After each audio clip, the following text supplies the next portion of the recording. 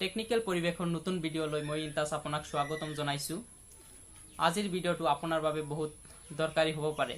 আপুনি অনুগ্ৰহ কৰি শেষলৈকে চাই থাকিব। আপোনাৰ ওচৰত যদি পুৰণা মোবাইল আছে তেনেহলে আপুনি পুৰণি মোবাইল বিক্ৰী নকৰি এইটোক CCTV হিচাপে ইউজ কৰিব পাৰে। আহক আমি চাই লওঁ কেনেকৈ CCTV বনাব ঘৰত ইউজ কৰাৰ কাৰণে। প্ৰথমতে পুৰণা মোবাইলৰ প্লে ষ্টৰত যাব।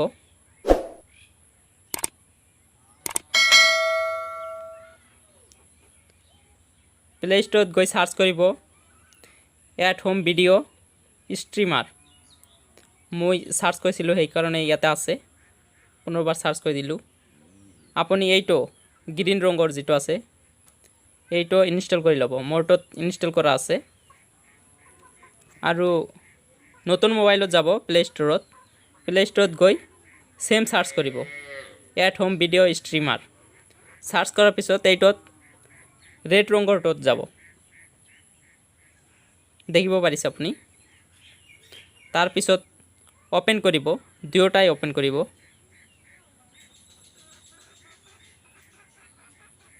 তাৰ পিছত এইটো ওপেন প্ৰথমতে আপুনি ৰেজিষ্টাৰ কৰি ল'ব।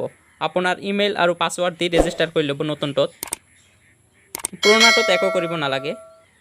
তাৰ পিছত এড ফাষ্ট ষ্ট্ৰিমাৰ ইয়াতে ক্লিক কৰিব নতুনটোত। তাৰ পিছত ইয়াতে জেনাৰেট QR কোড মই স্ক্যানিং কৰি দিওঁ। স্ক্যানিং হৈ আছে দেখিব পাৰিছে আপুনি।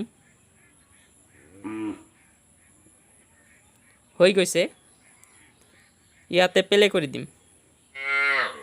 প্লে কৰি দিলোঁ। ইয়াতে প্লে কৰি দিওঁ।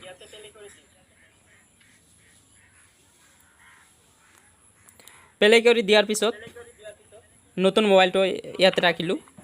পুৰণা মোবাইল চাওক সকলোবিলাক দেখুৱাই আছে ইয়াতে চাওক। এনেকৈ আপুনি পুৰণা মোবাইলটো CCTV হিচাপে ইউজ কৰিব পাৰে। আৰু এইটো বন্ধ কৰিলেও আহি যাব। চাওক মই ৰুমটো দেখুৱাই আছোঁ। চাওক মোক দেখুৱাইছোঁ। চাওক